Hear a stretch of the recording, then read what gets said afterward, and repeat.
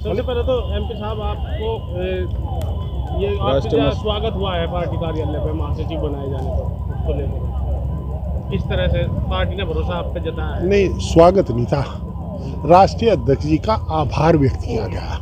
आज मासिक बैठक थी पार्टी की, और मासिक बैठक में जो सामान्यतः कार्यकारिणी की होती है उसमें सभी लोग आए, कार्यकर्ता, और हजारों की तादाद में आए। उन्होंने राष्ट्रीय अध्यक्ष जी का आभार व्यक्त किया कि उन्होंने मुजफ्फरनगर के किसी कार्यकर्ता पर ये विश्वास जताया है, वो आभार व्यक्त किया। किसानों का मुद्दा है, जीआईसी में किसान धरने पर बैठे हैं, एक हफ्ता हो गया, 8 दिन हो गया, 8 दिन हो गया, तो क्या लगता है? देखिए, बड़ी विडंबना है। देश का वो किसान जिसका पसीना और जिसका समय खेत में लगना चाहिए, वो अपना खेत छोड़ करके ठंड में, बारिश में, पाले में, और यहाँ बैठा, और मांग क्या है कि हमारे उस गन्ने का पैसा दे दो पिछले साल का, जिसकी चीनी आप बेच चुके, जिसका मोलेसिस आप बेच चुके, प्रेस मड बेच चुके, बगास बेच चुके, उस गन्ने का पैसा मांग रहे हैं, तो क्या गुनाह कर रहे हैं? और अगर सरकार नहीं सुन रही तो हमारा तो अनुरोध सरकार से सुनना चाहिए, और सरकार के इस उदासीनता की हम निंदा करते हैं। हमने वहाँ भी अपनी मीटिंग में निंदा प्रस्ताव पास किया है, और हम ये जानते हैं कि भारतीय किसान यूनियन एक राजनीतिक संगठन है, उनकी तपस्या में हम खलल नहीं डालना चाहते। वो संघर्ष कर रहे हैं, हम उनके जज्बे को सलाम करते हैं, उनके संघर्ष को सलाम करते हैं, परंतु हम ये भी जानते हैं कि हम भी किसान हैं। हम भारतीय किसान यूनियन के आंदोलन की सराहना करते हुए, अगर वो चाहेंगे, वो अनुमति देंगे, तो सक्रिय समर्थन भी करने को तैयार हैं, परंतु आंदोलन को कैप्चर नहीं करना चाहते। आंदोलन भारतीय किसान यूनियन का है, भारतीय किसान यूनियन का ही रहेगा, और वो अराजनीतिक है। तो हमने अपने साथियों को कहा कि राजनीति से अलग हट करके सहयोग करो। आप भी लंबे समय से राजनीति करते आ रहे हैं, कभी ऐसा हुआ है कि कोई भी किसान बोलता है या विपक्ष बोलता है उसको ही लेकर टारगेट बनाया जाता है, लेकिन जो काम है किसानों के, जिस तरह किसान बैठे हैं, कोई नहीं सुनवाई? सारी नई परंपराएं पड़ रही हैं। कभी संवैधानिक संस्थाओं का इस प्रकार बेजा इस्तेमाल भी होता हुआ आपने नहीं देखा होगा। देखो, हम बार बार कहते हैं संविधान बचेगा तो देश बचेगा।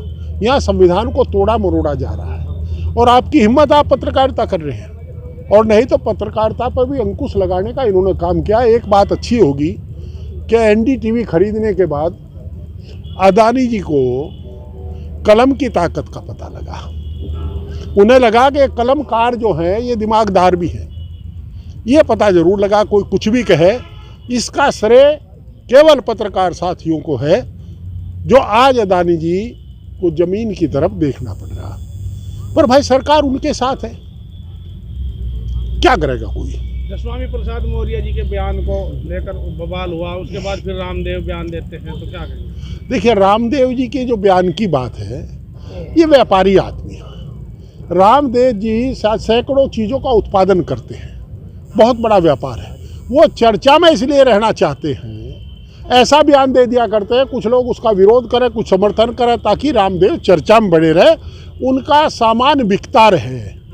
ये तो व्यापारी है, ये सामान बेच रहे हैं, इसीलिए उन्होंने बयान दिया। उसको कोई, देखिए, किसी को भी संविधान से बाहर जाने की अनुमति नहीं है।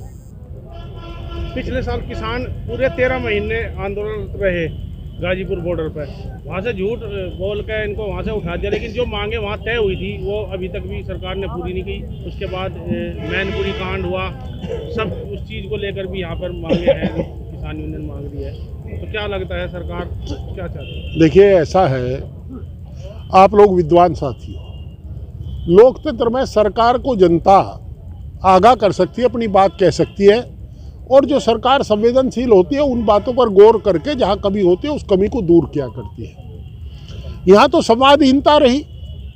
700 लोगों की शहादत के बाद भी इस मुल्क के आदरणीय प्रधानमंत्री जी ने एक शब्द संवेदना का नहीं व्यक्त किया।